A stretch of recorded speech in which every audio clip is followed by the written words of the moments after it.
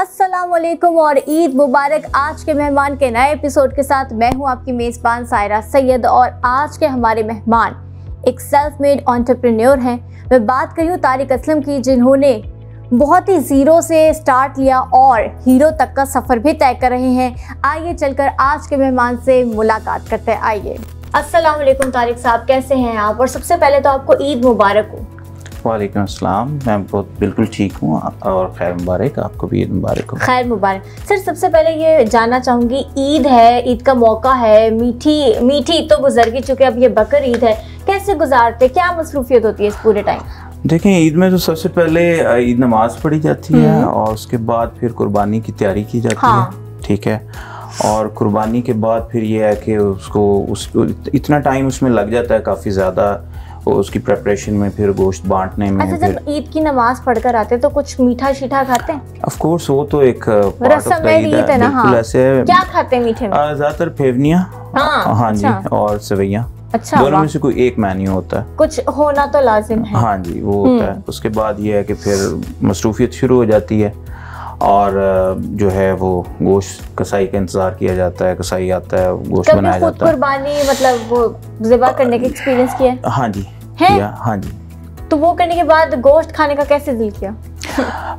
ऐसा कुछ नहीं होता, अल्लाह ताला ने जो चीज़ आपके लिए बनाई, और ख़ास करके जब आपको ये पता है कि आप एक नेक मकसद के लिए काम कर रहे हैं, तो फिर वो बकरे पे इतना तरस नहीं आता। नहीं आता, नहीं आता, मुझे तो बहुत आता है। हाँ जी, तो ईद का दिन तो ऐसे ही गुजर जाता है सारा दिन। बस दूसरा दिन फिर इन लॉज का होता है, वो तो जरूरी है, ठीक है ना जी। ससुराल वालों का दूसरा दिन होता है, उनकी तरफ जाना होता है या उनका इधर आना होता है? ये उस वक्त प्लान किया जाता है, पहले से होता है प्लान। सम टाइम वो आ जाते हैं, सब लोग आ जाते हैं, सम टाइम फिर हम लोग चले जाते हैं, जिस तरह से जो है उस वक्त कन्वीनियंट हो, या बेगम साहबा का ऑर्डर हो कि इस तरह से करना ऑर्डर हो। क्या बात। हाँ जी, तो वो प्री स्केड्यूल्ड होता है। थर्ड डे फिर होता है कि जो फैमिली है, भाई हैं जो मेरे 5 छोटे भाई हैं। अच्छा, ये जो आपने कहा कि दूसरा दिन ससुराल में गुजारना होता है और वो तो ज़रूरी होता है, कंपलसरी को, तो कहीं इसलिए तो नहीं क्योंकि तीसरे दिन आपके घर वालों ने आना होता है तो बीवी को खुशबाश रखना होता है, इसलिए उनकी पहले जिद पूरी कर ली जाती है? नहीं, ऐसा नहीं होता, क्योंकि 5 भाई हैं, छोटे जो मुझसे हैं और छठा मैं हूँ, तो जाहिर है अब हर एक के घर पे तो गैदरिंग नहीं हो सकती। तो मोस्टली यही होता है कि एक भाई जो है वो होस्ट होता है और बाकी सारे उसके घर जाते हैं। तो ये भी चांसेस होते हैं कि आप ससुराल की तरफ भी सेकंड डे जा रहे हैं और थर्ड डे जो है आप भाइयों की तरफ जा रहे हैं, तो वहाँ पे गैदरिंग हो रही होती है। तो इसका कोई पॉलिटिकल एस्पेक्ट नहीं है इसका जो है वो need to work on basis है। अच्छा, जैसे आपने कहा कि एक होस्ट होता है ईद के तीसरे दिन, तो वो तो ज़्यादा फैमिलीज़ में जो हेड ऑफ द फैमिली होता है, जैसे कि आप अपनी फैमिली में, उन्हीं के घर दावत होती है, वही मेज़बान होते हैं, ऐसा होता है? ऐसा भी होता है, लेकिन हम ज़्यादा डेमोक्रेसी पे बिलीव करते हैं। क्या बात है, क्या बात है। तो वो ये होता है कि दावतें ईद के बाद भी चलती हैं, तो बारी आ ही जाती है बड़े की भी, आ ही जाती है। हाँ बिल्कुल। तो लेकिन ये है कि जो ईद की गैदरिंग है वो किसी एक के घर होती है, तो उसमें पूरा आपका खानदान होता है, सारे बच्चे सब? देखें, हम 6 फैमिली हैं अल्हम्दुलिल्लाह, और अभी बच्चों की शादियां नहीं हुई। तो बच्चे अभी गिनती में 33 हैं। 33 माशाल्लाह, क्या बात है। तो ये है कि वो एक जगह पे जब सारे इकट्ठे होते हैं तो सही ईद का मज़ा उस वक्त आता है। और मैं ज़्यादातर चूँकि ओवरसीज़ रहा हूँ, मैं ब्रिटिश नेशनल हूँ और मेरे कोई 15 साल जो हैं वो यूके में गुजरे हैं, तो मैं इस चीज़ को जो है ना वो बहुत ज़्यादा इंजॉय करता हूँ कि फैमिली के साथ, और ख़ास करके इस स्टेज पे, क्योंकि जब मैं गया था वहाँ पे तो अभी कुछ भाई जो थे वो अनमैरिड थे और कुछ की फैमिलीज थी, कुछ की नहीं थी, कुछ के बच्चे बहुत छोटे थे। अभी जब मैं 2 साल से इधर पाकिस्तान में सेटल हो गया हूँ, तो अब इस चीज़ को मैं बहुत ज़्यादा एंजॉय करता हूँ, ख़ास करके। बाकी तो करते ही हैं, लेकिन मैं बहुत ज़्यादा, मतलब जो आप चीज़ ओवरसीज मिस करते थे वो यहाँ आके आप भरपूर तरीके से एंजॉय। यहाँ आने का मकसद भी यही था, मकसद यही था। पाकिस्तान को इतना मिस कर रहे थे आप? पाकिस्तान को हर बंदा मिस करता है जो पाकिस्तान को छोड़ता है। पाकिस्तान की मिट्टी में एक खुशबू जो है ना, जब आप यहाँ पे लैंड करते हैं ना, जब आप बहुत साल बाहर रहते हैं, तो आपको एक अलग सी फीलिंग आती है कि आप अपने लोगों में आ गए हैं। अपनी मिट्टी में आ गए हैं। अपनाइयत का इजहार, वहाँ जो मर्जी आप अचीव कर लें, जितना मर्जी आप बड़ी बिल्डिंग्स बना लें, बड़े बिजनेस इस्टेब्लिश कर लें, वहाँ की लाइफ और वहाँ का लाइफस्टाइल जो है वो यहाँ से बहुत मुख्तलिफ है। वो तो है, वहाँ पे एक रेस है, यहाँ पे लोग जीते हैं। हाय क्या क्या है आपको। अच्छा मुझे बताए बारबेक्यू वाला क्या सीन होता है? वो किसी दिन फिक्स होता है कि फलाने ढमकाने के घर में ही बारबेक्यू होना है? वो भी चेंज होता रहता है। सर्दियाँ तो चलती बारबेक्यू पे हैं। हाँ सो तो है। हमारी नॉर्मल रूटीन ये होती है कि वीक में एक दफा हम जरूर इकट्ठे होते हैं, खाली ईद पे नहीं, वीक में एक दफा जरूर हम इकट्ठे होते हैं। ये बहुत ही अच्छी और खूबसूरत बात है। अल्लाह करे आप सब बहन भाइयों में इससे भी ज्यादा इत्तेफाक हो।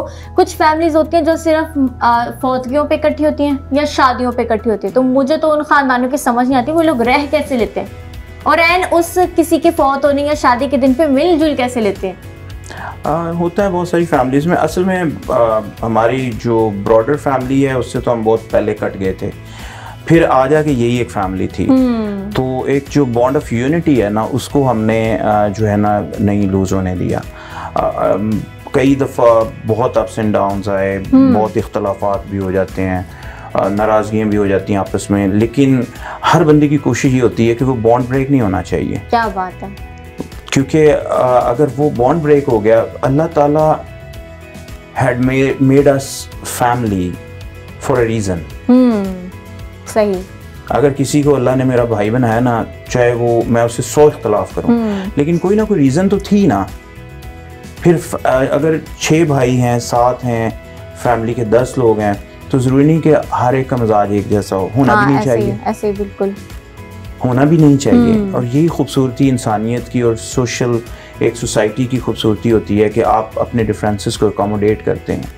अच्छा ये जो फैमिली एक बड़ी यूनिटी के साथ रहती है, इसमें क्या कहते हैं सबसे बड़ा किरदार या रोल कौन प्ले करता है? सबसे बड़ा रोल तो देखें पेरेंट्स से ही नीचे आता है। ऐसी है। हमारा जो मेरे वालिद साहब की अर्ली डेथ होना और फिर उसके बाद जो फॉलोइंग इवेंट्स थे दे वर नॉट प्लेजेंट। और जो मदर थी उन्होंने, वो पढ़ी लिखी नहीं थी but she was very intelligent woman माशाल्लाह।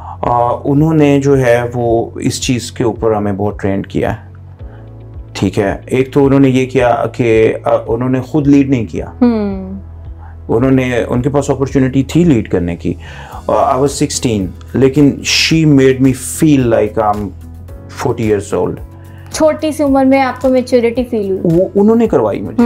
उन्होंने हर चीज, अच्छा मेरा बेटा आएगा मैं उसे पूछूंगी। क्या बात है। अच्छा वो आता है ना तो मैं उसे पूछूंगी। आपको कॉन्फिडेंस देना उनका मकसद था ना। फिर दूसरों को उन्होंने कहा कि चलो जैसे तुम्हारा भाई कहता है वैसे कर लो। तो वो एक नेचुरली जो मेरे अंदर एक लावालीपन था 16 साल की उम्र में, वो खत्म हो गया। एक फीलिंग आने लग गई कि जो है ना I am being you know counted at, और मेरे ऊपर लाया किया जा रहा है और मेरे ऊपर जिम्मेदारी डाली जा रही है, मुझे जिम्मेदारी निभानी है। तो वो जो टोटल स्पेक्ट्रम था ना सोच का, एक जो टीनेजर में होता है अखड़पन और ये वो मैं ये नहीं खाऊंगा वो नहीं खाऊंगा, वो सारी चीज़ों से हटके जो है ना वो एक जिम्मेदारी की सेंस आने लगी। और बड़ा उन्होंने साइंटिफिकली किया हमारे साथ। क्या बात है। तो उनको पता था कि जो इस वक्त कल्चर था उन दिनों में, आपको पता है 90s में ड्रग्स वगैरह का बहुत था, अल्लाह माफ करे वो हाँ जी। तो उनको और फिर लड़के होना सारे, सिस्टर नहीं हमारी कोई भी, और फिर ये है कि बाप का सर पे ना होना। बहुत सारे लोगों का ख्याल था कि ये सारे या तो क्रिमिनल हो जाएंगे, कोई जेल में सड़ेगा, कोई जो है वो ड्रग्स में चला जाएगा। किनको था ये ख्याल? हर रिश्तेदार को जो जिनको ये था कि इनका बाप तो अब सर पे नहीं है। जिन्होंने आपको सपोर्ट नहीं किया? सपोर्ट तो किसी ने भी नहीं किया। कोई एक बंदा भी ऐसा नहीं था, क्योंकि जब आपके बहुत क्लोज लोग आपको किक आउट कर देते हैं, डिसओन कर देते हैं, तो फिर जो है ना वो मतलब बहुत मुश्किल हो जाती हैं चीज़ें। और गुर्बत में जो सबसे बुरी चीज़ होती है ना, वो लोगों का जो चेंज ऑफ बिहेवियर है ना, जो रवैया होता है, वो बहुत पेनफुल होता है। बाकी तो मैं समझता हूँ कि दुनिया में अल्लाह ताला जब किसी को सबसे छोटी तंगी देते हैं ना, तो वो पैसे की तंगी देते हैं। जो सबसे छोटी तंगी। हालांकि लोग ये समझते हैं कि जो गुर्बत है ना वो सबसे बड़ी यानी कि तकलीफ है। नहीं, ऐसा नहीं है। सबसे छोटी तंगी है पैसे की। जो कि जैसे आती है अल्लाह ताला उसको दूर भी कर देते हैं। लेकिन सेहत की तंगी जो होती है ना उससे बड़ी होती है। अगर किसी का रीनल फेलियर हो जाए, अगर किसी को कोई ऐसी डिजीज लग जाए, उसकी टांगें कट जाए, फिर उसके पास कितना पैसा है वो इतना मैटर नहीं करता। और उससे बड़ी तंगी होती है जान की तंगी, कि कोई अपना प्यारा चला गया। मेरे वालिद, we can not buy him back. Mother को भी 10 साल हो गए हैं, 13 साल हो गए हैं फौत हुए। अब बड़ी डिज़ायर होती है कई दफ़ा, but we can not get her back. चाहे हमारे पास जो भी आ जाए, वो बड़ी तकलीफ है। और उससे बड़ी तकलीफ होती है ईमान की तंगी, कि हम बहुत जल्दी जो है ना इस चीज़ को इग्नोर कर देते हैं कि हमारे ऊपर अल्लाह ताला की सबसे बड़ी ब्लेसिंग जो है वो है कि अल्लाह ने हमें अपने सबसे जो प्यारे नबी थे उनकी उम्मत में हमें पैदा किया है। और ये बहुत बड़ी ब्लेसिंग है। अल्हम्दुलिल्लाह। तो जिसके पास ये नहीं है ना, उसके पास चाहे सब कुछ हो, वो मैटर ही नहीं करता। मटेरियलिस्टिक चीज़ है ना फिर सारी। तो मैं I was strong believer since beginning कि ये कोई बड़ी बात नहीं है। इंतहाई गुर्बत में भी मेरे अंदर बला का कॉन्फिडेंस था। और वो आपकी अम्मी ने आप में डेवलप किया ना? अम्मी ने डेवलप किया। और उसके अलावा जो एक जो ट्रेनिंग शुरू में हुई थी, ख़ास करके मैं आपको एक बड़ा अच्छा इसमें इवेंट बताता हूँ। जिस दिन हमें जो हमारे केयर टेकर थे, जब हमें डिसोन किया गया, तो उसके बाद मेरे वालिद के मामू थे, वो हमें अपने घर ले गए। तो 6-7 दिन हम वहाँ रहे। हमें कोई पता नहीं था, कोई प्लान नहीं था कहाँ जाना है। तो फाइनली उन्होंने कहा कि बेटा आप लोग यहाँ से कूच करें, अब इतने लोगों को तो नहीं कर सकते हम। तो मैं ऐसे पिलर के साथ खड़ा था, बड़ा परेशान कि यार अब आगे होगा क्या। ना तो कोई पैसा है, ना घर है, ना कोई ऐसी जगह है जहाँ पे हम जा सकते हैं, कोई प्लान नहीं है। तो मेरे ज़हन में एक वाक़या है, शद्दाद का वाक़या। मैं चूँकि अब्बा की डेथ जब हुई थी तो 27 रमज़ान था, मैं इत्काफ में था उस वक्त। तो काफ़ी रिलीजियस अपब्रिंगिंग थी, और तो वो मेरी बड़ी अटैचमेंट थी जो रिलीजियस स्टोरीज़ होती हैं। तो अल्लाह ताला ने इज़राइल अलैहिस्सलाम से पूछा कि तुम दुनिया में सारे लोगों की जान कब्ज़ करते हो, कभी किसी पे तरस आया? तो उसने कहा या अल्लाह मुझे 2 लोगों पे तरस आया। एक दफ़ा ये हुआ था कि एक बहरी जहाज़ था, वो तबाह हो गया, तो लोग डूब रहे थे। तो अल्लाह पाक आपने मुझे हुक्म दिया कि सबकी जान निकाल लो। तो एक नौमलूद बच्चा था जो एक फट्टे पे तैर रहा था, बस इसके अलावा। तो मुझे उस बच्चे पे बड़ा तरस आया कि यार ये बच्चा जो है, ये मतलब इसकी ना तो कोई ज़मीन है, ना इसको पता है मेरे पेरेंट्स, ना कोई इसकी लैंग्वेज है, ये कैसे मतलब ज़िंदगी कैसे गुजारेगा। अल्लाह ने कहा इसको छोड़ दो, बाकी सबकी जान ले लो, इसकी माँ की भी, इसके बाप की भी, सबकी। और फिर दूसरी दफ़ा मुझे तरस आया शद्दाद पे। शद्दाद एक बादशाह था जिसके पास इतनी दौलत थी, इतनी पावर थी, वो अपने टाइम का फ़िरौन था। और उसने जो है ना ये कहा कि मैं जन्नत भी बनाऊंगा, और उसने जो मुझे खुदा मानेगा उसको मैं उस जन्नत में दाखिल करूँगा। जन्नत में क्या होता है, लोगों से पूछा, सोने के महल, चांदी के महल, हर चीज़ उसने बना दी। और बड़े साल लगे, ठीक है। और फिर उसने जब उसका इफ्तिताह करने जा रहा था तो अल्लाह पाक ने फरमाया इज़राइल को कि इसकी जान निकाल लो। तो कहता है मुझे उस पर बड़ा तरस आया कि इसको देखना नसीब नहीं हुआ वो चीज़ कि इसने खुदा के साथ मत्था लगा के अपनी आखिरत ख़राब कर ली। तो अल्लाह पाक ने फरमाया कि तुम्हें दोनों दफ़ा एक ही शख्स पे तरस आया था। तो मेरे लिए ये बड़ी इंस्पिरेशनल स्टोरी थी कि यार एक ऐसा बच्चा जिसके पास कुछ भी नहीं था, वो दुनिया का ताकतवर तरीन शख्स बन गया, जो कि वो अल्लाह को मानता भी नहीं था। तो मेरे पास तो बहुत कुछ है और मैंने इतना ताकतवर बनना भी नहीं है। तो मेरे पास माँ है, मेरे पास भाई है, मेरे पास नाम है, मेरे पास जो है वो कौम है, मेरे पास जुबान है, मेरे पास मैट्रिक की तालीम ही सही तालीम है, उसके बाद मेरे पास अल्लाह है, मेरे पास दीन है, बेशक मेरे पास डायरेक्शन है। तो मैं क्यों इतना मायूस हो रहा हूँ? तो मुझे तो इतना ताकतवर बनना भी नहीं, मुझे तो ये है ना कि मैं एक रीजनेबल लाइफ जी सकूं। तो मैंने माँ को कहा कि चलते हैं। बच्चे उठाए, वहां से हम निकल आए, हमने एक रेंट पे मकान लिया। उस वक्त फिर मुझे जो भी काम मिला मैंने किया, जो भी समझ आया। ऐसा होता था कि अम्मी 2 दर्जन अंडे बॉयल कर देती थी, ठीक है, और वो लेके गलियों में निकल जाना। एग्जैक्टली। हालांकि इस बात की मैं साइंस के साथ मैट्रिक किया है, आगे प्री इंजीनियरिंग का मैं स्टूडेंट था। तो गए अंडे बेचे, जो अगर सारे बिक गए तो 10-15 रुपए बच जाते थे, उसकी हांडी पक जाती थी। और अगर जो है वो अंडे जो हैं वो नहीं बिकते थे तो फिर हांडी नहीं पकती थी, अंडे खा लेते थे। अच्छा, आज आप जिस भी मकाम पे फाइज हैं, कभी तसव्वुर किया था उस टाइम में आपने? नहीं, कभी भी नहीं, लेकिन होप थी, बहुत होप थी। मुझे पता था I don't belong to this place, this level, क्योंकि ऐसा था भी नहीं।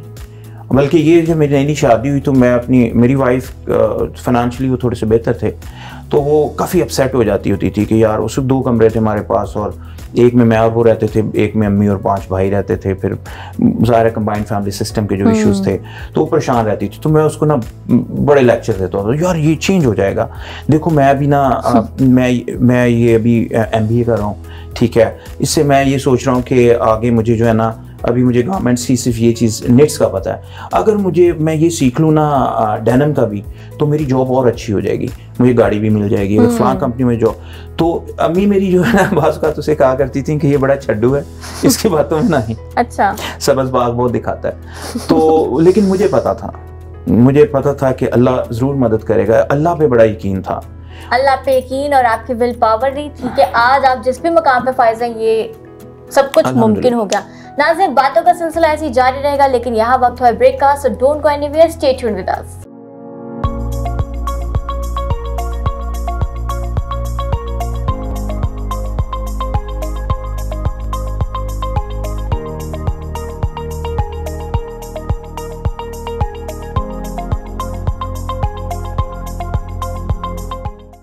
Welcome back viewers. तो आज के हमारे मेहमान हैं सेल्फ मेड एंटरप्रेन्योर। मैं बात कर रही हूँ तारिक असलम साहब की। तो सर मुझे बताइए, कब ये सोचा कि बिजनेस ही करना है, आगे जॉब्स को परसू नहीं करना? एक्चुअली इन 2000 जब था तो मुझे तकरीबन 10 साल हो गए थे काम करते हुए, और डिफरेंट जो है वो जॉब्स के थ्रू जॉब्स करते हुए, हाँ डिफरेंट फील्ड चेंज की मैंने, और करते करते ज़ाहिर मैंने बहुत नीचे से स्टार्ट किया था। तो एक स्टेज आई जब मैंने ये फील किया कि मुझे रियलाइज़ हुआ कि जॉब जो है ना वो अल्टीमेट सक्सेस नहीं है। अगर आपने बड़ी सक्सेस बनानी है तो फिर आपको बिजनेस में आना पड़ेगा, लेकिन बिजनेस में आने के लिए ज़ाहिर है पहले कोई बिजनेस एक्सपीरियंस नहीं था, कोई नो हाउ नहीं थी। तो इस वजह से फिर उसको प्लान किया प्रॉपर, फिर उस तरह से सोचना शुरू किया। तो मुझे 5 साल लगे इस चीज़ के ऊपर, ये तो सोचने में कि मुझे बिजनेस करना है, प्लान करने में कि किस तरह से करना है, क्योंकि बिजनेस के लिए सबसे इम्पोर्टेंट चीज़ है वो आपकी प्लानिंग और उसके बाद आपका कस्टमर। ठीक है, तो मुझे असल में मिला था वीज़ा अमेरिका का फर्स्ट टाइम जब मैं टारगेट कॉर्पोरेशन में काम करता था। वो अमेरिकन चेन स्टोर्स थे, रिटेलर थे, वो सेकंड बिगेस्ट रिटेलर थे अमेरिकन जो थे वो आफ्टर वॉलमार्ट। तो उन्होंने मुझे इनविटेशन भेजा था वहाँ पे US विज़िट करने के लिए। तो वो तब मैं पाकिस्तान आया और 2005 में मैंने फ़र्स्ट टाइम US विज़िट किया था। अच्छा, वाह। और उस वक्त बैक इन माइंड ये चीज़ थी कि जो है ना मैंने आगे अपना बिज़नेस करना है।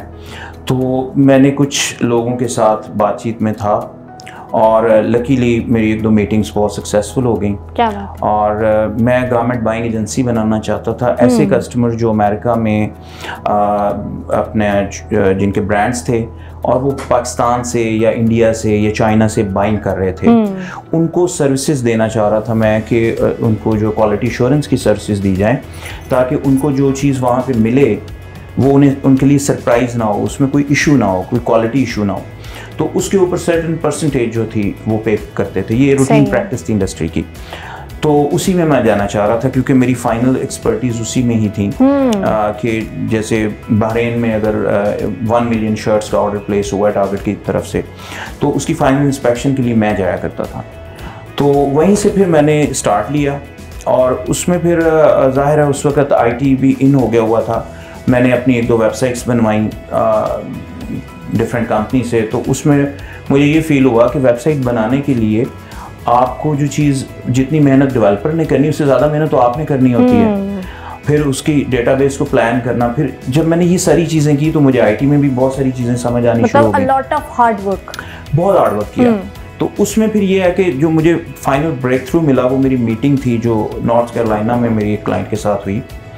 वो मीटिंग मेरी काफ़ी सक्सेसफुल हुई। उन्होंने मुझे हायर किया अपने जो प्रोडक्ट के लिए, और from that day till today they are my clients.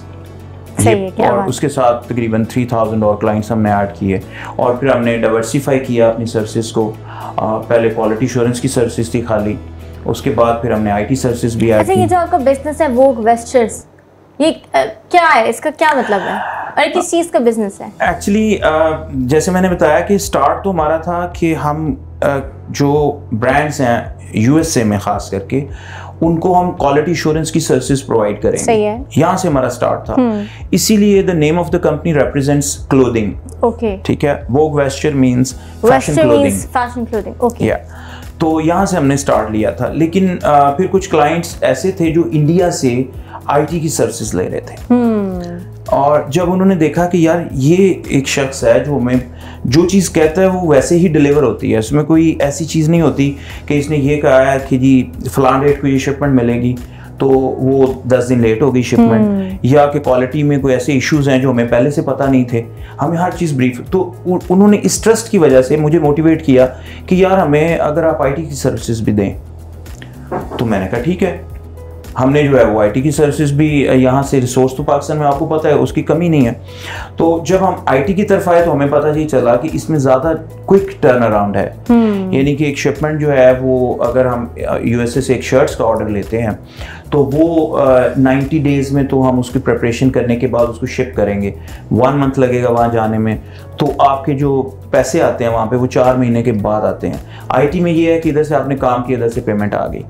तो मुझे ये लगा कि ये इस जगह पे ज़्यादा मेहनत अगर की जाए तो ज़्यादा इसमें जो है ना वो बेहतर हो सकता है बिजनेस। अच्छा, जब बिजनेस आपने स्टार्ट किया तो आपको इसके बारे नो हाउ थी कि इसमें रिस्क लेना पड़ता है, क्या आप तैयार थे उसके लिए? ऑफ कोर्स, देखें सबसे बड़ा रिस्क तो ये था कि जब मैंने यूएस से जाना था तो मेरे पास सिर्फ 3 लाख रुपए था। That's all. और मेरा एक घर बन रहा था उस वक्त, तो उस पर अभी दरवाजे भी नहीं लगे हुए थे, और हम वहाँ पे शिफ्ट हो गए थे, मेन गेट लगाया और शिफ्ट हो गए। और मेरा एक दोस्त मुझे कहता है कि यार तू पागल है, अमेरिका तू जा रहा है और तू जो है ये घर के दरवाजे क्यों नहीं लगवा लेता? हाँ, बात तो है। तो अगर तू वहाँ पे नाकाम हो गया तो मैंने कहा यार मैं ये सोचता ही नहीं कि मैं नाकाम हो गया। ठीक है। और दूसरी बात ये कि एक रिस्क लेने के बाद अगर आप नाकाम हो जाए तो एटलीस्ट आपको रिग्रेट नहीं होता, वरना सारी जिंदगी आपको ये यार मैं चांस ले ही लेता। तो जैसे मैंने बताया कि मेरा जो ब्रेक थ्रू था वो मीटिंग थी जिसमें कि मेरा एक क्लाइंट के साथ एग्रीमेंट हो गया था कि जी ठीक है हम आपकी सर्विसेज को बाय करेंगे आपसे। अच्छा, ये जो अभी आपने सारा मुझे बताया ये तो ऐसे था जैसे स्मूथ है, लेकिन इसमें हर्डल्स भी काफ़ी आई होंगी, तो उनको कैसे ओवरकम किया आपने? देखिए हर्डल्स तो समझ लें कि बहुत ज़्यादा आई इसमें, बहुत ज़्यादा। हाँ, हर चीज़ पे लाइक जिस चीज़ का आपको पता ही नहीं, एक्सपीरियंस ही नहीं है। आप जब जाके बैठते हैं, जब मैं वहाँ पे मीटिंग में बैठा तो 6 लोग आ गए मेरा इंटरव्यू करने के लिए। तो उन्होंने ऐसे वो बैठ गए और उन्होंने एक बंदे ने मुझे पूछा अच्छा आपका एक्सपीरियंस क्या है? मैंने कहा जी मैं टारगेट कॉर्पोरेशन में काम करता हूँ। अच्छा पाकिस्तान से है? मैं कहा। उसने ऐसे एक गारमेंट मेरे आगे फेंका, ये मैंने टारगेट स्टोर से बाय किया था और ये देखें इसमें तो इतना ये वाला फॉल्ट है। तो उस पर मेड इन पाकिस्तान भी लिखा हुआ था। तो मैंने उसे कहा कि अगर आप मेरा रिज्यूमे देखें तो उसमें लिखा हुआ है कि मैंने टारगेट कॉर्पोरेशन यूएई में काम किया है, तो आप वहाँ का कोई गारमेंट लाएं तो मैं एटलीस्ट उसकी जिम्मेदारी ले सकता हूँ। तो वहाँ से लेके यानी बहुत सारे लोग तो आपको इस वजह से भी उस इंटरव्यू में मुझे नज़र आ रहा था पसंद नहीं कर रहे कि मैं पाकिस्तानी हूँ। तो ये सबसे बड़ी हर्डल पहले फेस हुई।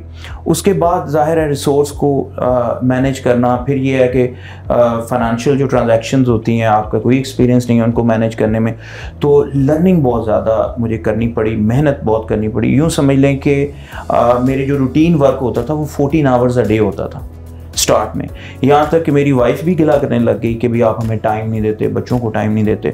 तो मैंने एक दफ़ा जब उसने काफ़ी इस चीज़ का इशू बनाया तो मैंने उसको पता क्या कहा, मैंने कहा यार जब मैं कंप्यूटर पे नींद के झटके खा रहा होता ना रात को 2 बजे बैठ के और मुझे नींद आ रही होती, फिर मैं देख रहा होता नहीं यार अभी ये काम, तो मैं बेसिकली तुम्हें टाइम दे रहा होता हूँ, अपने बच्चों को टाइम दे रहा होता हूँ। उसका अल्लाह ताला ने मुझे फ्रूट इस तरह से दिया कि जब हम यूके शिफ्ट हुए हैं तो वहाँ पे 2016 में मेरे बच्चों ने क्रिकेट एकेडमी ज्वाइन की। सही है। तो उस वक्त मेरी पाकिस्तान में 100+ एम्प्लॉइज थे और 3 ऑफिस थे हमारे यहाँ पे, और पूरा सारा सिस्टम सेट चल रहा था।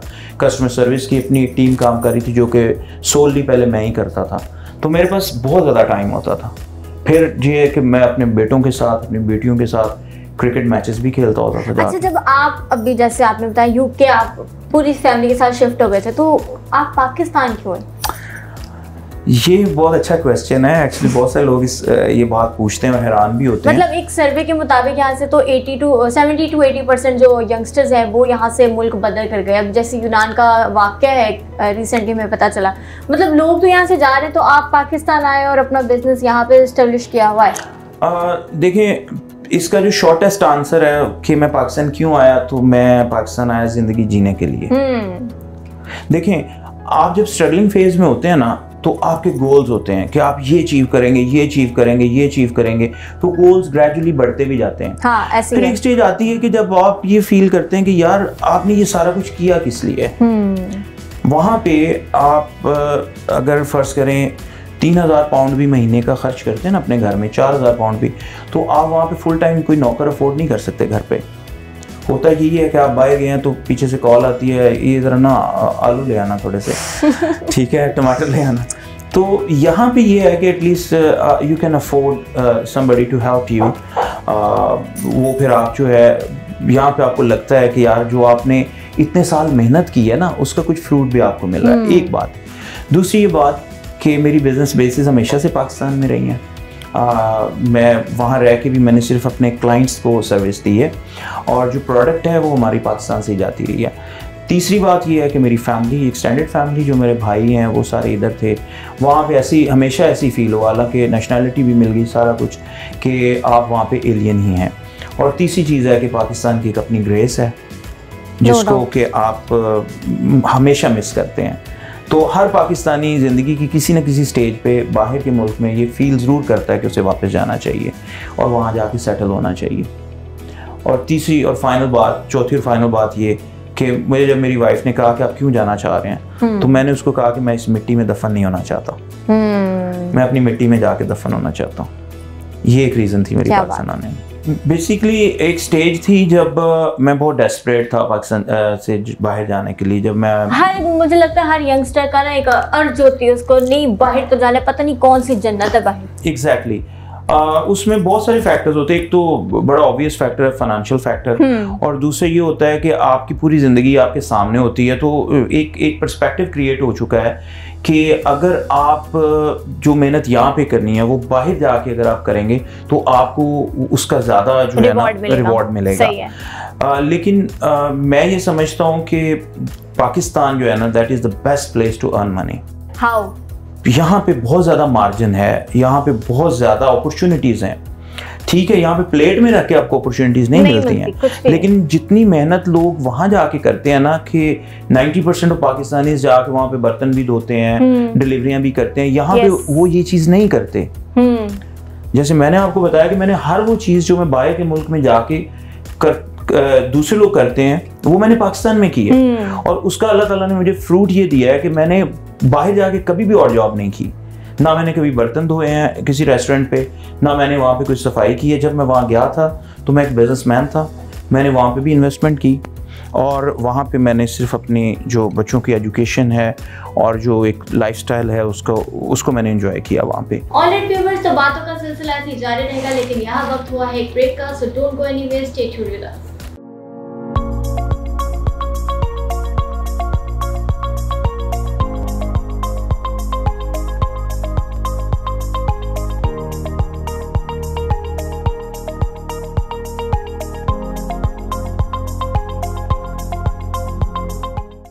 Welcome back viewers. तो आज के हमारे मेहमान है तारिक असलम साहब। सर मुझे बताइएगा, what's your biggest motivation? My biggest motivation, I mean motivation जो होती है ना आपकी, वो कई तरह की होती है। लाइक एक तो ओवरऑल ज़िंदगी की मोटिवेशन है, तो वो मेरी मदर थी, वो मेरे लिए बहुत मोटिवेशन थी। नबी सल्लल्लाहु अलैहि वसल्लम, ठीक है। जब मैंने मेरी ज़िंदगी में कोई भी तकलीफ़ आई तो मैंने उनको ज़रूर देखा है कि इतनी बड़ी हस्ती जो है अगर वो इतने प्रोसेस से गुजरी है तो मैं क्या चीज़ हूँ। इतने इम्तहानात तो उन सब पे इतने हुए तो। एग्जैक्टली। दूसरा ये कि मेरे वालिद, बेशक उनके साथ मेरा बहुत कम टाइम गुजरा है, 35 इयर्स की एज में उनकी डेथ हो गई थी, लेकिन उनका एक विजन था और वो तालीम से रिलेटेड था। वो चाहते थे उनके बच्चे पढ़ जाएं, वो ख़ुद पढ़े लिखे नहीं थे। तो फिर इसी तरह प्रोफेशनल लाइफ में जब हम आते हैं तो वहाँ पे भी मेरे लिए एक बहुत बड़ी मोटिवेशन थी। वो मेरे मैनेजर थे इमरान अहमद ख्वाजा, वो आजकल कनाडा में होते हैं। इज़ ए ब्रिलियंट माइंड माशाल्लाह। अतर हफीज़ साहब इज़ ए वंडरफुल पर्सन, वो मेरे उस्ताद थे। ये सब लोग हैं जिनको मैंने अपनी ज़िंदगी की किसी न किसी स्टेज पे फॉलो किया है, ठीक है, और वो उनकी कोई ना कोई चीज़ मेरे लिए बहुत बड़ी मोटिवेशन रही है हमेशा से। एज एन एंटरप्रेन्योर क्या क्या मिस्टेक्स आपने की और क्या कुछ लर्न किया आपने? मैं समझता हूँ कि मैंने ज़िंदगी में उतनी कामयाबियाँ हासिल नहीं की जितनी मैंने मिस्टेक्स की हैं, और उनसे सीखा भी है। एग्जैक्टली। क्योंकि 2000 से लेके 2005 तक मैंने बहुत सारी अटैम्प्ट्स की थी और बहुत सारी जो है वो कि ये चीज़ कामयाब हो जाए, ये चीज़ कामयाब हो जाए, लेकिन वो कंटिन्यूस फेलियर था, कंटिन्यूस फेलियर। लेकिन एक चीज़ जो रही थी वो ये थी कि होप नहीं मैंने छोड़ी। मुश्किल मिजाजी थी क्योंकि मेरे लिए चैलेंज बहुत बड़ा था, फाइनेंस नहीं था। मतलब डीमोटिवेट नहीं हुआ, फाइनेंस नहीं था ना।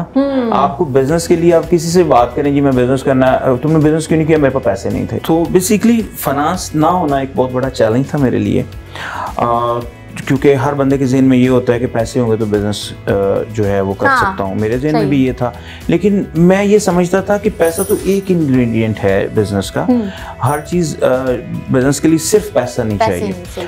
तो उस चैलेंज को ओवरकम करने के लिए मुझे ये था कि अपनी स्किल्स को इम्प्रूव करूं। उसमें बिज़नेस कम्युनिकेशन थी, उसमें जो हार्ड स्किल थी गवर्नमेंट के हवाले से हर तरह की चीज़ें सीखना, और फिर ये है कि हिट एंड ट्रायल बहुत था कि एक अगर गलती हुई है तो उसको उधर ही नहीं छोड़ दिया कि ये गलती हुई है, और अगर कोई नाकामी हुई है तो उसको फिर स्टडी करना थॉरोली कि यार ये क्यों हुई है और वो दोबारा नहीं होनी चाहिए। और एक मेरी आदत है, जैसे मैं आपको बता रहा था कि मैं कोई भी काम है उसको अगर 2 दफ़ा करूँ तो वो एक तरीके से नहीं करता। मुझे अगर एक रिपोर्ट तैयार करने को आप कहेंगी तो मैं उसको अपनी कोशिश करूँगा कि बेस्ट रिपोर्ट तैयार करूँ, लेकिन जब दूसरे दिन या दूसरे वीक में या दूसरे मंथ में वो मुझे दोबारा उसी चीज़ की रिपोर्ट तैयार करनी होगी तो वो आप देखेंगे कि वो बिल्कुल डिफरेंट होगी। उससे कुछ ना कुछ चीज़ें मुझे लगेगा कि यार ये पहले से जो है ना इसमें मैंने चेंज करनी है, और अगर वो 10वीं दफ़ा की रिपोर्ट होगी तो बिल्कुल डिफरेंट होगी पहले से। प्रॉब्लम ये है यहाँ पे लोगों के अंदर कि वो एक काम उनको बता दिया जाता है कि ऐसे करना, वो सारी जिंदगी उसी तरह करते रहते हैं, उस पे पटरी पे चलते रहते हैं, उसी पटड़ी पे चलते रहते हैं। तो मेरी जो ये आदत थी कि एक चीज़ को अगर मैंने कर लिया तो मैं खुद सेटिस्फाई नहीं होता था उससे कि यार और बेहतर हो सकती है, और बेहतर हो सकती है। तो वो जी चीज़ होती है कि जब आप फिर किसी स्टेज पे पहुंचते हैं तो एक शाकार ही बन जाता है कि यार ये मैंने ऐसी रिपोर्ट्स भी बनाई हैं अपनी जॉब के अंदर कि जिनके ऊपर मुझे ये कमेंट्स मिले हैं कि wow, this is the best reports I've ever seen in my life. क्या बात है, प्राउड मोमेंट कि जो है ना ये, और वाकई वो प्राउड मोमेंट होता है आपके लिए कि जब आपको कोई सीनियर बंदा या आपका कोई किसी कंपनी का प्रेसिडेंट अप्रिशिएट कर रहा है। 65 कंट्रीज में ऑफिसेज हैं और वो बंदा कह रहा है कि मैंने ज़िंदगी में ऐसी रिपोर्ट नहीं देखी। तो वो चीज़ होती है आपकी लगन से और आपकी कंटिन्यूस जो लर्निंग है ना, और किसी भी स्टेज पे पहुंच के ये ना समझना कि अब मुझे अक्ल कुल आ गई है। ठीक है, ये चीज़ जो है ये आपके अंदर जो है ना वो होती है, जिसमें फिर आप कोई भी गोल हो, चाहे वो बिजनेस करना है आपने या कोई जॉब करनी है, वो आप अचीव कर लेते हैं। और अल्लाह ताला किसी इंसान की मेहनत को रायगा नहीं करता, ये मेरा ईमान है। तो मुझे ये पता है कि अगर मैं किसी चीज़ का इरादा करता हूँ और मेहनत करता हूँ उसमें, तो फिर मुझे ये उम्मीद अल्लाह से होनी चाहिए कि अल्लाह मुझे कामयाबी देगा, और ऐसे ही हुआ है माशाल्लाह। अच्छा, मुझे बताएं आपने प्रोफेशनल लाइफ और पर्सनल लाइफ को कैसे मैनेज किया? That's a very good question actually. इसमें मैं कहूँगा एपिसोड्स थी। हाँ जी, इसमें एपिसोड्स थी। एक टाइम था कि जब मेरी शादी हुई उस वक़्त मेरी सैलरी जो थी वो 10,000 रुपीज़ थी पर मंथ, और छोटे भाई सारे पढ़ रहे थे, जिम्मेदारियां थीं, और उसमें ये कि एक्स्ट्रा टाइम भी काम करना पड़ता था, साथ में मैं स्टडी भी कर रहा था। तो आई मस्ट एडमिट कि मैंने काफ़ी इग्नोर किया उसमें अपनी फैमिली को। अच्छा, यहाँ मैं एक बात पूछना चाहूँगी, आपकी लाइफ में इतना कुछ चल रहा था, जैसे आपने कहा छोटे भाई भी पढ़ रहे थे, खुद भी आप पढ़ रहे थे, इतने स्ट्रगल पीरियड से गुजर रहे थे, तो आपने ये नहीं सोचा कि शादी तो खुद एक जिम्मेदारी है, ये अभी नहीं करनी चाहिए? हाँ जी ये बड़ा इंटरेस्टिंग सवाल है। मेरी वालदा का कॉन्सेप्ट ये था, एक तो पहली बात ये थी कि हमारे घर में मेरी वालदा के अलावा कोई खातून नहीं थी, और हम सब लोग तो बाहर चले जाते थे। तो वो एक तो चूँकि विडो थी, मेरे वालिद नहीं थे, फिर सोशल जो डिस्टेंस था बाकी रिलेटिव्स का, तो वो बहुत सफ़र कर रही थी। तो कहीं ना कहीं मुझे ये गिल्ट फील होता था। मेरे अंदर भी वही एक मतलब था कि यार सेट होके शादी करवाएंगे, लेकिन वो मुझे लग रहा था कि उसमें बहुत देर हो जाएगी मदर के पॉइंट ऑफ व्यू से। तो she needs somebody to be her companion. हाँ जी, तो जैसे मैं बता रहा था कि वालदा अकेली थी घर पे, तो जब उन्होंने ये प्रपोजल मेरे सामने रखा कि मैं चाहती हूँ कि तुम शादी कर लो, मैंने भी कहा कि अभी मेरा जो है ना वो MBA भी कंप्लीट नहीं हुआ है, मुझे वो कर लेने दें। वो कहने लगी कि बेटा मैं बीमार रहती हूँ, तो देख लो अब तुम्हारी मर्ज़ी है। तो फिर मैंने सोचा कि नहीं, फिर बाकी रिस्क तो अल्लाह के हाथ में है। बेशक। और मुझे उम्मीद थी कि मेरी जो बीवी है वो अंडरस्टैंडिंग होगी, उसको पता होगा कि इस तरह से, इसीलिए मैं उसको ज़्यादा सबज बाग भी दिखाता रहा बाद में कि डोंट वरी ये चेंज हो जाएगा। और उन दिनों मेरा एक दोस्त था, वो मुझे टॉन्ट किया करता था कि यार तू अभी ऐसे इसी उम्र में शादी करा ली है, ये वो। तो उसने 10 साल बाद शादी करवाई थी। अच्छा। और तब वो ब्रिटिश सिटीज़न था और वहाँ पे बड़ा वेल सेटल्ड था, और अल्हम्दुलिल्लाह तब मेरा भी बिज़नेस बहुत अच्छा था। तो वो पाकिस्तान आया शादी कराने के लिए, और जितने पैसे लेके आया था वो सारे शादी में लग गए। तो मुझे कहता है कि यार कुछ पैसे उधार मिल जाएंगे। तो मैं बहुत हंसा उसकी बात पे। कहता है क्या हुआ? मैं कहा मिल तो जाएंगे, लेकिन मुझे ऐसी इसलिए आ रही है कि वो बंदा जो ये कहता था कि मैं सेट होके शादी करवाऊंगा, वो उस बंदे से उधार मांग रहा है अपनी शादी पे जिसने सेट हुए बगैर शादी करवाई थी। सही। तो मैं समझता हूँ कि उसका दूसरा फ़ायदा मुझे जो हुआ, मेरी वालदा का भी ये कॉन्सेप्ट था कि शादी जल्दी हो जाए तो आप स्ट्रेंथ में होते हैं और आपके बच्चे आपके साथ मिल जाते हैं। तो अब मेरा जो छोटा बेटा है, he is like 6 feet tall, मुझसे 6 इंच वो ऊंचा है, और वो अपने फाइनल ईयर में है अपनी ग्रेजुएशन के। So I mean, I can pretty much enjoy their life as well. I mean, I would like to see them growing and you know. अपने बिजनेस को आप कंपेटिटर से कैसे डिफरेंशिएट करते हैं? कंपेटिटर से डिफरेंशिएट बेसिकली तो सर्विस है, इसे गेम ऑफ सर्विस जो ज़्यादा बेहतर सर्विस देता है। लाइक जब मैंने ये बिज़नेस स्टार्ट किया था, तो जब मैं IT के जिस फील्ड को, क्योंकि IT बड़ी वसी फील्ड है, उसमें इंडिया की एक कंपनी थी जो मेनली मेरा कंपेटिटर थी। तो उसमें हुआ ये कि जो हम उसको ग्राफिक डिज़ाइन की सर्विस चाहिए थी, तो वो इंडिया से ले रहा था जो मेरा क्लाइंट था। तो उसने मुझे कहा कि यार तुम गारमेंट्स में इतनी अच्छी सर्विस दे रहे हो, तो क्यों ना तुम मुझे इसमें IT में भी कुछ सर्विस दे दो। तो मैंने कहा ठीक है। अब हुआ ये कि उसने मुझे कुछ डिज़ाइन भेजे, मैंने अपने आर्टिस्ट से बनवाए, और बनवा के मैंने उसको सेंड किए। तो मैंने तो सुबह 9 बजे ऑफिस खोला, और मैंने वो जब सेंड किए तो उसने शाम को, जब इधर 6 बजे तो उधर 9 बज गए USA में। तो उन्होंने चेक किया, अच्छा इसमें ये थोड़ा सा ट्वीक चाहिए, ये एडिट चाहिए, ये उन्होंने मुझे भेजा। मैंने अगले दिन फिर उसको किया दुरुस्त, फिर वो गए, फिर वो वापस आए। मैंने सोचा यार ये तो एक ही डिज़ाइन में फंसे रहेंगे हम 1 हफ्ता पूरा। मैंने नाइट शिफ्ट शुरू कर दी। अच्छा। मैंने कहा जी हम काम ही उनके साथ ऑनलाइन करेंगे। उधर से डिज़ाइन आते थे, उधर से हम बना के उसी वक्त भेजते थे, उसको कोई ट्वीक चाहिए थी तो वो उसी वक्त कर देते थे। तो उसका हुआ ये कि उसने शुरू में तो ये सोचा कि चलो जो सरप्लस होगा, जो थोड़ा ओवर काम होगा, लाइक अगर 200 डिज़ाइंस पर डे करने हैं तो इंडिया से करवा रहा है, जिस दिन 250 होंगे उस दिन तारिक को 50 भेज देंगे, या जिस दिन 210 होंगे तो 10 उसको भेज देंगे। तो eventually he ended up sending all the designs to me, कि वहाँ से 24 घंटे के बाद रिस्पॉन्स आता था, यहाँ पे 7 रिस्पॉन्स था। तो compete करने में जो सबसे चीज़ रही वो एक थी क्वालिटी, और दूसरा थी टर्न अराउंड और सर्विस। अच्छा, जिस ज़माने में आपने जॉब्स की और अब वो ज़माना और ये ज़माना, कितना फ़र्क महसूस करते हैं? बहुत ज़्यादा फ़र्क है। सबसे पहले तो ये है कि उस वक्त में ना पैसा कमाना बहुत ज़्यादा मुश्किल था, क्योंकि ज़्यादातर फिजिकल लेबर थी। ठीक है, आईटी का तो कोई कॉन्सेप्ट था ही नहीं उस वक्त। ठीक है, फिर बैंक्स भी बड़े हबीब बैंक ही सुनते थे हम। ठीक है ना, या कोई एलाइड बैंक हुआ करता था मे बी। फिर मोबाइल तो थे ही नहीं उसमें तो कोई। और फिर अगर टीवी चैनल्स की बात करें तो कोई टीवी चैनल सिवाय पीटीवी के और दूरदर्शन था एक इंडिया का, उसके अलावा तो वो एग्जिस्ट ही नहीं करते थे। और आज के दौर में जो है वो आपको पता है कि बहुत सारी फील्ड्स आ गई हुई हैं और बहुत सारी सॉफ्ट स्किल्स भी आ गई हैं। आईटी की बहुत ज़्यादा जो है इसमें स्किल्स डेवलप हो गई हैं, ये बहुत बड़ी फील्ड आ गई है, डिमांड भी हो गई है।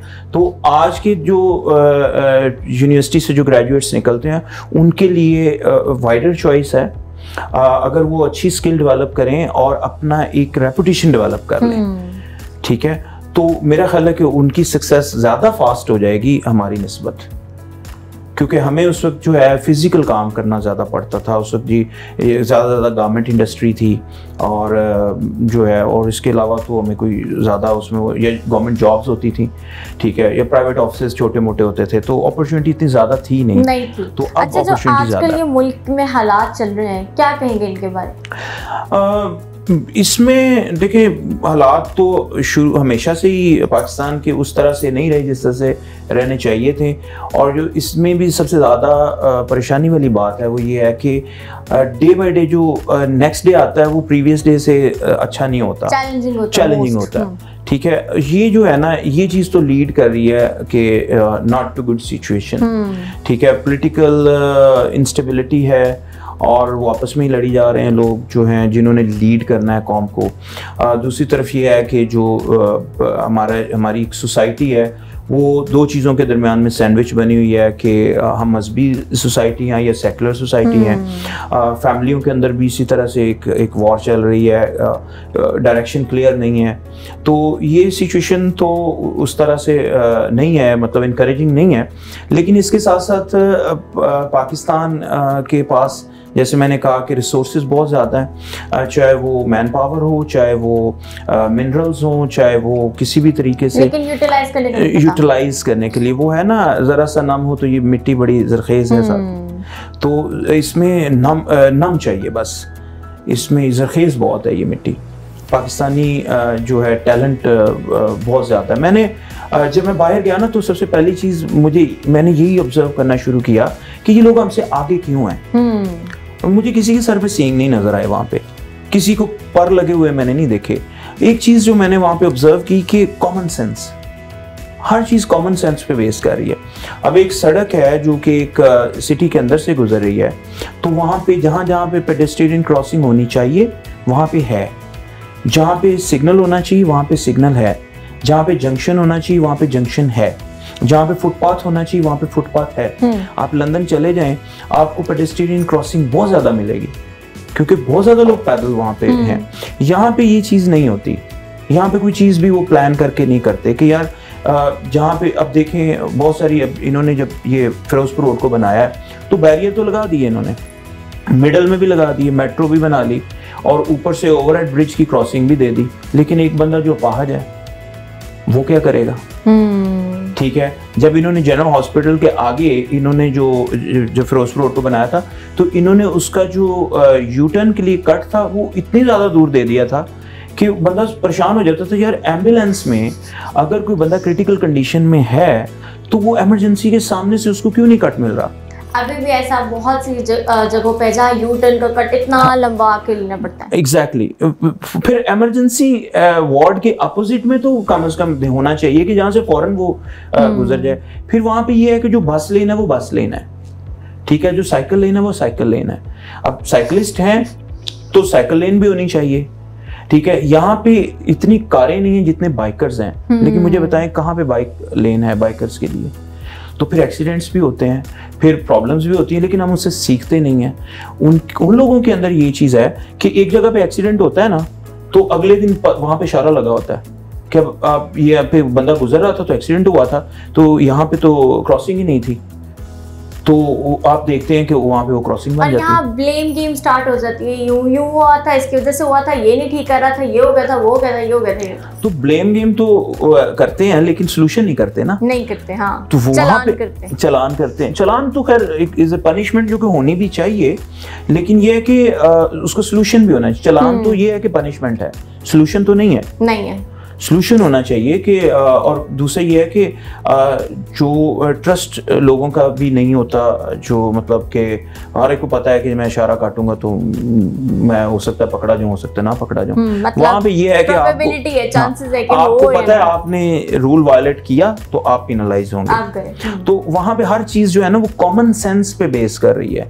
There is nothing special, nothing extraordinary at all. वहां पे कुछ भी ऐसा नहीं है जो हम नहीं कर सकते। जो ऐसे थोड़ी सी कॉमन सेंस के साथ अगर हम हर चीज़ को प्लान करें तो मेरा ख्याल है कि यहाँ पे बहुत कुछ हो सकता है और बेहतर हो सकता है। अच्छा सर, हर किसी से सवाल करती हूँ, आपसे भी करूँगी, आपके नज़दीक ज़िंदगी क्या है? मेरे नज़दीक ज़िंदगी के बहुत सारे फेजेस हैं। हम अभी एक फेज़ में हैं। इससे आगे इससे बड़ा फेज़ है और उससे आगे उसका भी बड़ा फेज़ है। मैं ज़िंदगी को ओवरऑल स्पेक्ट्रम में देखता हूँ। मैं ये नहीं देखता कि ये यहाँ पे ही ज़िंदगी ख़त्म हो जानी है। अल्लाह पाक ने कुरान पाक में फरमाया कि हम तुम्हारी we can recreate very tip of your finger. ठीक है, कि हम तुम्हारी फिंगरप्रिंट को भी ना बिल्कुल एज इट इज़ जो है रिप्रोड्यूस करने पे काबिल है। तो इसका मतलब है कि वो स्पिरिचुअल लाइफ नहीं होनी, वहाँ भी हमें यही जिस्म मिलना है। तो हमने वहाँ भी जो है ना इसी तरह से ज़िंदगी गुजारनी है। तो मैं ये समझता हूँ कि बीइंग ए मुस्लिम जो लाइफ है वो आपकी अल्टीमेट जो लाइफ है वो तो आखिरत की ही है। जैसे अगर आप देखें कि मेरे वाले साहब 35 ईयर जिंदा रहे और 33 ईयर हो गए उनको ग्रेव के अंदर, कब्र के अंदर। ठीक है, और जो 100 साल के बाद उनको 133 साल हो जाएंगे। तो असल ज़िंदगी फिर ये हुई है वो हुई जहाँ पे वो 35 साल रहे। तो मैं ये समझता हूँ this is just a temporary stopover, it's not everything. So don't sell your आखिरा for your world.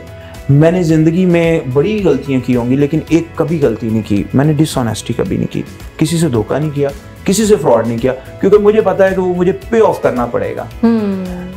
It's clever कि आप सूनर और लेटर या यहाँ पे नहीं तो वहाँ पे, और जितना लेट करेंगे ना उतनी ज़्यादा प्रॉब्लम होगी। यहीं पे आप हिसाब बराबर कर लेंगे ना तो ज्यादा अच्छा है, वहां पे तो कुछ भी नहीं होगा ना आपके पास। तो मैं ये समझता हूँ कि जिंदगी ये वाली जो लाइफ है ना it's just a stopover और this is gonna end very soon. तो we should prepare for that. Alright Tariq साहब, आपके कीमती वक्त का बहुत शुक्रिया।